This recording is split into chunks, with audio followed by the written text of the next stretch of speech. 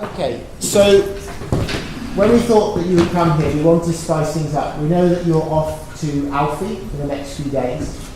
And Alfie, I've been to it myself. I used to have my own agency, Arts English, and I've been in your shoes. And I know what it's like. You have 30 to 40 organised meetings. You have countless other meetings where it's having a coffee or a drink. And sometimes I think the why of education, why we do what we do, can sometimes be a little bit lost in those meetings. It's a bit like speed dating, isn't it? You have 15, 20 minutes to chat together. And unfortunately, why you came into education, why you get up in the morning, why you do what you do as agents, as counsellors, is often lost in the minutiae of the details. How many minutes to a language class? How many people in a class? What do you teach? What is the social programme like? What is the commission level? In reality, those questions are not what inspires students to study abroad. So what we want to do is to use this opportunity, whilst we're here at David Game, to really reconnect with our why. I remember myself having been an agent way back when Study World was down in Brighton. It wasn't even called Study World at the time. It must be a good 10 years ago now.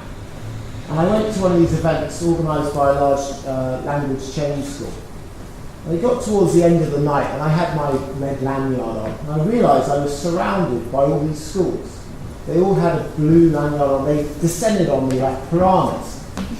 And this bizarre sort of competition started amongst them to compete about the distance the schools were from London. Folkestone, we're just an hour and 15 minutes. Woking, 35 minutes. And this London school piped up, oh, we're just 10 minutes from the centre. And I thought, even then I thought, this isn't what education's all about. How would the teachers at those schools feel to hear the marketing people compete over the distance from London? That's not what education's all about. That wasn't very inspiring. So today we want to use this opportunity to inspire you a little, and later we'd like to hear from you what were the reasons why you came into education. So we've got a stellar lineup today. Sorry, please, no problem. We've got a study abroad professional. We've got a current student of David Game College. We've got an alumni of David Game College as well, who's gone on to some great things. And we've got a service provider to give 4 quite unique perspectives of why education is so important. Okay? And at the end, we'd love to hear from you as well, to understand your feedback and so on. So I'd like to welcome in a second to the stage our first person, which is Hannah Alexander-Wright. Okay? Hannah has worked across the breadth of the industry. She started as a teacher, then she was social events coordinator, she was assistant director of studies. She's been in charge of business development at the University of Arts, London. More recently, she was chairwoman of English UK London, and she's a director of English UK Enterprises. And she's also a coach and mentor. So I'd like a warm round of applause for Hannah, please. Hi, everybody. So I was born in the late 1970s to a father who was a salesman and a mother who was desperate to travel at all costs. And so it was no surprise that actually I got into international education and marketing straight from university. What I do at the moment is that I am a marketing and business development consultant. But I started off 17 years ago as a teacher. Many people in this industry go through teaching first, I think. Like a lot of people, I came out of university with an arts degree and a love of travel, and I could do nothing. And I really, really wanted to study in different countries and work in different countries. So when I was doing my Erasmus exchange at university, I then found out about teaching English as a foreign language. And so after university, I did my TEFL, and then I taught in Italy for a year, which was fantastic. when I came back from Italy, I got a job in London with St Giles International, which some of you may know, and Texas School. And I was a teacher there for about 5 years. And I loved it. I loved teaching. Not just because I love the English language, but I loved it because I could empower people. I could give them this experience that then when they had this language, they could then go off and do so many other things. So I think with education, it's not a transaction. You don't pay your money and then you get English and you're good at English. You have to put the work in. It's a bit like when you join a gym. You don't pay the money and then expect muscles and a flat stomach immediately. You have to do something. And I loved being a teacher. I loved being that person that empowered and enabled and supported those people. So after about 5 years, I then started in the marketing department at St Giles. And I loved that because I could travel some more, which was great. I met quite a few people here through that journey. And again, I found that what I was doing is I was visiting lots of agents, and they were telling me what they needed, and I was giving what they needed. So I was empowering and enabling and supporting my agents, going back to London and then telling my bosses or whoever what we needed, what the materials we needed, what to do with the website. And I was helping. I was that person in the middle helping people's businesses, and I love that. After a while, I then moved to the University of the Arts London, where I was there for about 9 years as a marketing manager. And that was very, very interesting because while I was there, I got the opportunity to become a coach. So I became a coach, an internal coach, coaching lots of different people from different parts of the university. And it didn't matter if I was coaching somebody from the finance department or the IT department, because I wasn't telling them what to do. I wasn't directing them. What I was doing is I was listening to them and I was questioning them and I was helping them figure out their own answers. And that's what we do as a coach. And it was really, really satisfying for me to see people growing and developing because of that. So about a year ago, I thought I wanted to bring these three things that I do, these three skills. I wanted to bring them in together under the umbrella of my why, under the umbrella of empowering and enabling and supporting. And so what I did is I decided to go on my own and work with universities and colleges, fantastic accommodation provider like London Nest. I'm also writing a report to the British Council at the moment.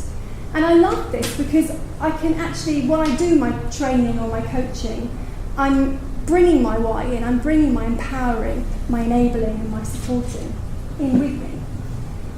There's an expression in English, which I may translate for you as well, which is, if you give a man a fish, you can feed him for a day. If you teach a man how to fish, you can feed him for your lifetime. And that was really resonated with me because actually that's what I was doing with my enabling and my empowering and my supporting. I enable people to grow their businesses and keep developing their businesses even after they've finished working with me. And this is what I want to carry on doing. I'm about to start a master's course at St Martin's very soon in innovation management. And with that knowledge, I should then be able to give my clients even more. So I see my why as being that conduit between everything that happens with my clients and what they want to achieve. And I don't give them the answers, they have the answer themselves by my empowering, enabling and supporting. And that is my why. Thank you. So next up we have Minoo. Now Minoo is a student of David Gay.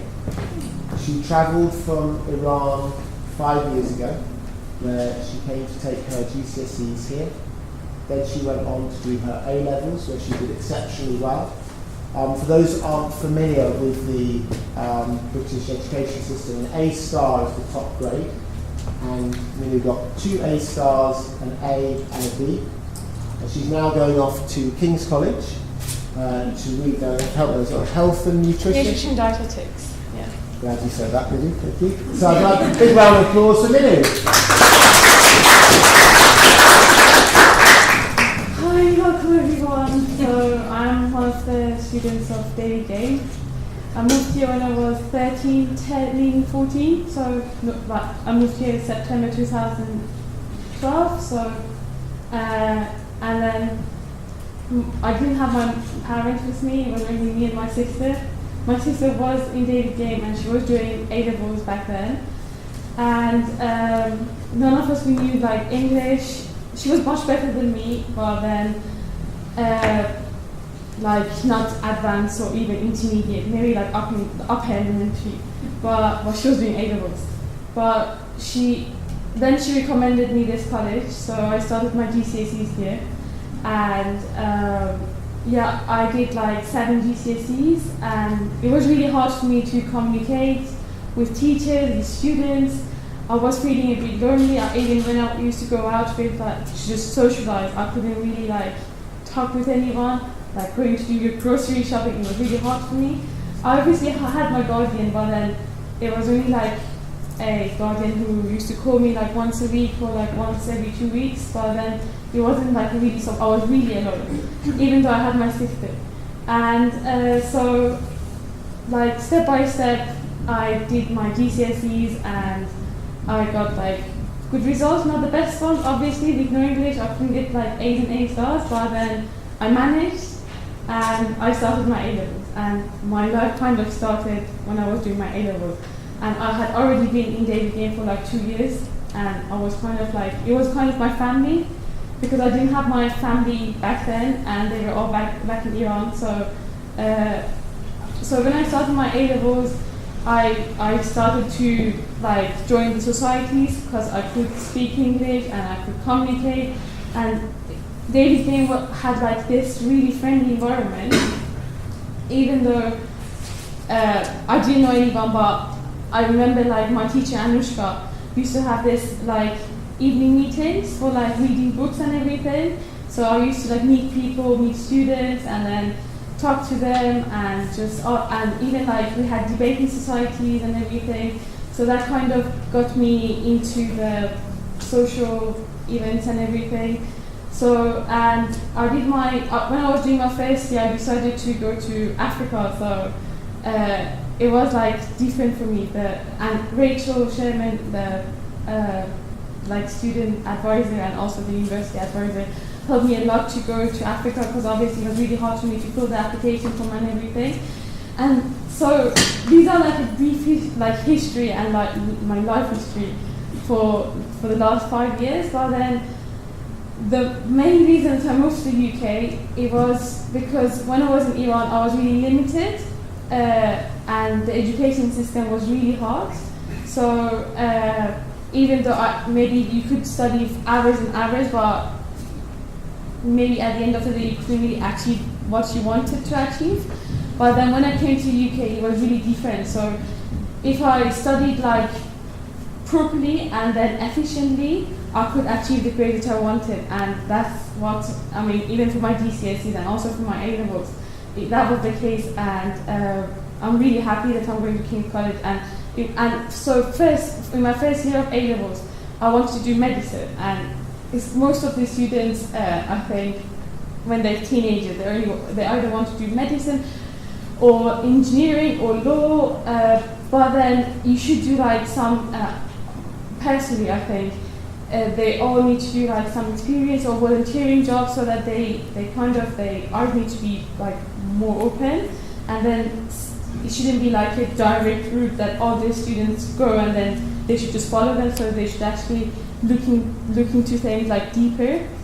And so I started doing my African hospital placement. I did go to the hospital when I was 16, I think, at that time. So I was alone, but then Rachel and other members of staff like John Dalton helped me to like make the application and even write my references. And so I went to Africa for like 20 days, and I did my hospital placement. And when I came back to the UK, I did some volunteering job in Oxfam charity shop. I went to work in the GP, and that was all because I couldn't do this by myself, obviously, because I had to get references, and that was all Rachel's help and other members of staff from Daily Game that helped me to go and do everything. And all this, I think, helped me to be what I am now. Otherwise, without their help, I couldn't do all this on my own. Obviously, I didn't have my family, so that's why now I really think David Game is not really a college for me. It's my family rather than. So even now I'm going to uni, but I can't really leave David Game. I come here every day and just to say hello to people. And then today, Mr. Khan, my chemistry teacher, was saying, "You don't want to leave David Game? You're off to uni now, but why are you coming?" I'm like, "No, I don't want to come. I don't want to go to uni and just forget, because you're my family." And I always keep in touch with my family. Every day I talk to my mom, and I want to come to David Game and then say hi to everyone as well. But I love my experience in the UK and in London. Obviously, it had some ups and downs, obviously, for all the international students. It can be the same. But now I don't regret anything. I don't regret the time to the UK. And I'm sure I'm more successful here. If I was in Iran, I wouldn't be as successful. And I'm really happy that I'm starting uni in September. And I love the experience, and everything was great for me. Thank you for listening to me. Next up, we have Ricardo Lopez. Ricardo is an alumni of David Game College, who I actually met independently. And I was fascinated when I heard Ricardo's story. And it was only actually by coincidence it transpired that he is an alumni of the college here. Ricardo left Columbia, must be about 10, 15 years ago. I'll let him clarify. He did some GCSEs here, he did his foundation course, he went on to university. But what Ricardo is most famous for, he was part of the Candy Crush saga team that made Candy Crush one of the most downloaded apps and games in internet history. He works at the moment in social media advertising. He works with clients that spend from between $1,000 a month to $250,000 a day. So he's not only achieved great things coming from Columbia, but also now in his current career. So he's going to share what the role of education is for him. So can everyone give a round of applause to Ricardo?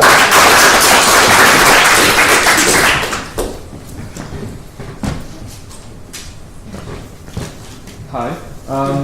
Thank you, James, for the introduction. So my name is Ricardo. I am an exchange student from David Game College. I was born in Colombia, South America. I came to London early 2005. I came initially just on a 3-month English course, and which led me to, when I was doing the 3-month English course, I realized that English just wasn't going to be good enough for me to develop the career that I wanted, and so that made me think of doing A-levels here in London, and which I did here at David Game College in 2007, 2008, and that led me to university. I went to Brunel University, Northwest London, for those that know it. So basically, just a little bit on how I got to where I am right now. So when I was in Colombia at high school, a lot of my classmates were talking about what they were going to do at uni. You know, they were going to do engineering, study medicine, and all these different areas. But I really didn't know what I wanted to do. I really didn't know what, I didn't even know what, industry to follow. So all I just knew what I wanted to do was just to kind of, become something, do something great, do something big, and provide, I guess, for my family and provide for the people where I come from. So when I was in high school, I attended a university fair, and there were some international schools there exhibiting, and there's where I found the 3-month English program. And yeah, that's basically, I said to my parents, look, honestly, I don't know what I want to do. Would you, I don't know, help me? Would you sponsor me to go abroad and study a 3 months English course? And then they said how much it is. They didn't expect to be like a month, but then they agreed, and that's how I ended up coming to England. And then did this 3 months English course, and once again, I realized that English just wasn't going to be good enough for me. So that's how I studied 1 more year of English, and that allowed me to come into David Gate College to do 2 years of GCSEs and A-levels that I did here. And when I was in David Gate College, I think one of the best experiences that I have, and the biggest takeaway, I guess, that I still have to today is the people that I met in this 2-year period, which I'm still in contact with some of them, which has been very, very, I guess, good for everything that I do today. So now, basically, like James said, I am in the tech world, in the technology business. I've had the privilege, I guess, to build some. When I was at uni, I met a lot of people at different events, different conferences, and that allowed me to build the consulting business that I have today. And on that, and going back to the why, like I'm doing everything that I'm doing right now is because I realized that once again, all I just wanted to do was to become something, to do something big, become something, I guess, do something meaningful and provide for my family and provide for the people where I come from. So all of that wouldn't have been possible, I guess, if yes, college, university did help, but I think what was really, really powerful was the fact that I started attending, when I was at uni, I started attending so many different business events, workshops, seminars, all these different business events around London and the UK, and that allowed me to build a lot of relationships and a lot of connections that I have today. So for the past 5 years, I've had the privilege to be part of the team who have made Candy Crush Saga one of the most downloaded applications in history. How many people here have seen an ad on Facebook, Instagram, or Snapchat? Well, I'm sorry for spamming your newsfeed, but that's been my job. So that's essentially what I do today. So I basically train businesses on how to buy media on Facebook, Twitter, Instagram, and recently Snapchat. And so now we are, as a result of that, I'm actually working on a project that is looking to provide better education for students in isolated areas of Colombia, where I come from. So right now, as a result of that, I've been invited to speak at different conferences and different seminars here in London and also back in South America. So this is kind of where things are going right now. I just want to basically, I'm very thankful to have been able to achieve the things that I've achieved so far, and I want to build this foundation, take it further, take advantage of the connections that I have at Facebook, Google, and all these top tech companies, and help work with them closely and make them, do some, we're working on some sort of sponsorship for them to, partner with this foundation and help us, help these young people back home in Colombia. So, yeah, that's pretty much it. That's for me. Thank you. We're going to let you escape that quickly. So what was the original inspiration for this charity work that you were doing back in Colombia then, Ricardo?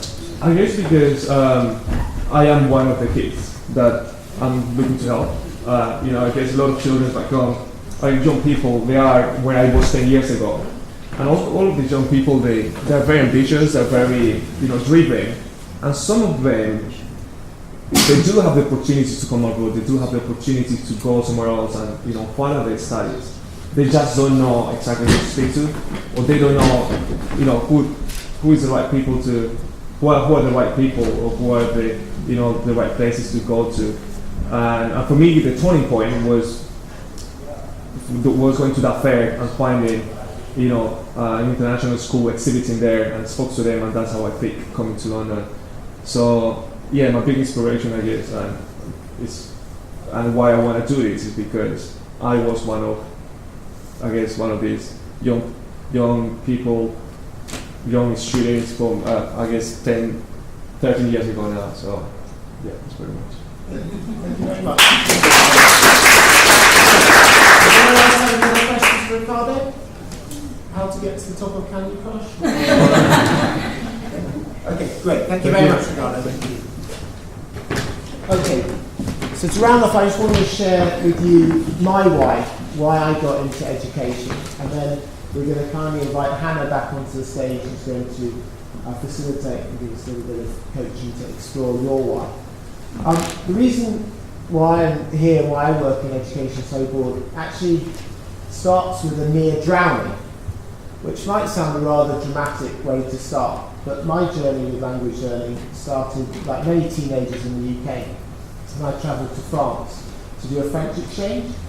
So it was quite common at those times, if you were studying GCSE French, was to have a French person to come over to Britain to stay in your home, and then you would travel over to France to spend 2.5 weeks in the family.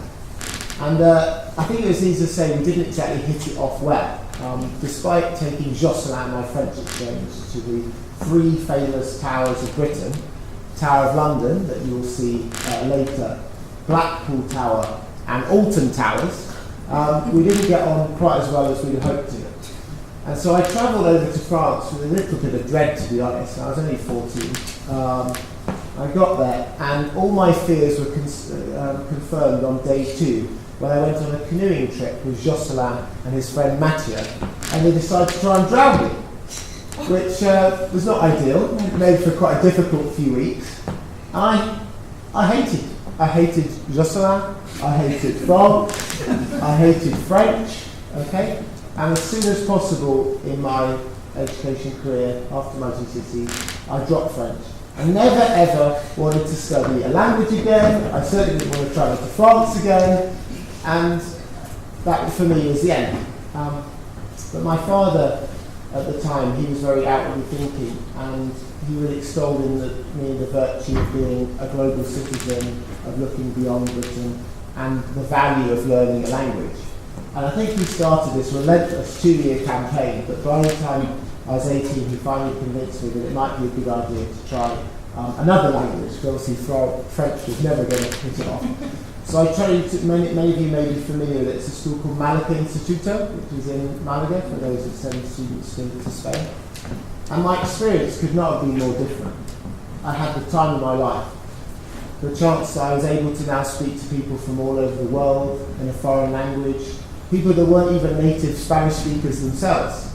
I mean, I always find it amazing when you're learning a language that the teacher will be there and they'll teach you a little bit of grammar, and they'll go, practice with the person next to you. You turn and there's Hans the German, who you're now going to try and learn Spanish on. But I had a fantastic experience, and it stuck with me. And it lit a flame inside me that I never realised that I had, this ability now to talk with people in a different language and meet people from all over the world. So I guess it's a little bit like the Mark Twain quote. At 18, I thought my father was an idiot. By the time I turned 21, I was amazed how much he'd learned. So after then, I decided that I wanted others to share the same experience that I did. So I set up my agency, which was called Answer English, and I helped, like many of you agents here, help counsel students on where to go. Where was the best place for them to study? Where was the best place for them to stay? And I took a lot of fulfillment from that. But one of the best bits is we created this intercambio, as they call it in Spanish, a language exchange, where we got people from Britain that were learning Spanish to meet with Spanish and South American people that were studying English. And it was just great over a beer or a glass of wine or a coffee. People had a chance to practice their language, and to see the unity that creates and breaking down cultural barriers was really touching. And without sounding like Cilla Black, but thanks to those intercambios, 2 couples have since got married, which was great. And I travelled to a wedding in Colombia, and I was on a plane one year, it was a long time after I sold the agency, and I was stopped just walking down the arm. Is that James? I said, yes. He said, I don't know if you remember, it's Rachel. I met my husband Nelson because of you. And so this was really, really touching. Later on, having worked in a language school for a number of years, I set up the agency with my business partner Alex, who we'll meet later for the tour of the Curve. And at that time, this is now going back 7 years ago, there was a movement that not everybody wanted to stay in homestay. They didn't necessarily want to be with Mrs. Liggins and her budgerigar and her 3 cats and her English breakfast in the morning. That people wanted more independent living. And what really struck Alex and I at the time was not that necessarily they wanted a different experience, but how important accommodation was to the whole experience of studying abroad.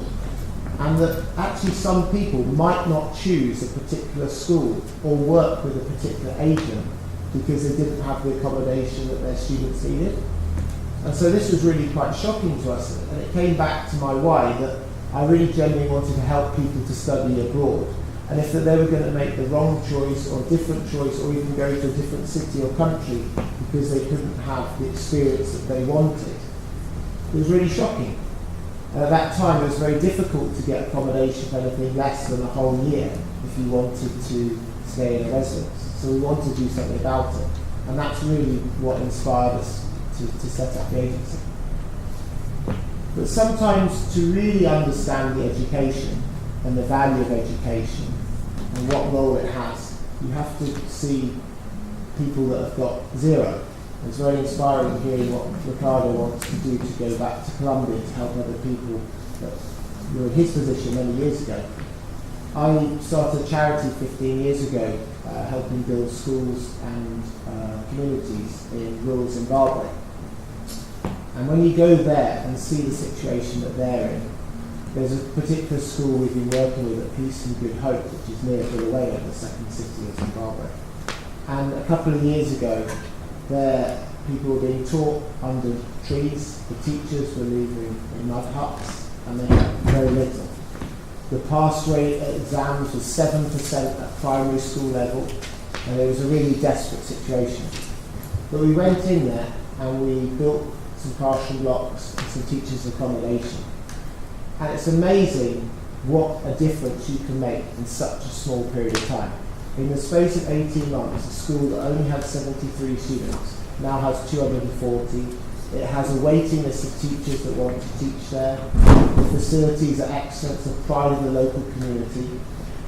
And the pass rate has gone in such a short period from 7% to 43%. And all we did was build some classroom blocks and some teachers' accommodation. I believe us in the study abroad world are so fortunate, we're so lucky. We get to change people's lives. And you as agents, you are those change makers.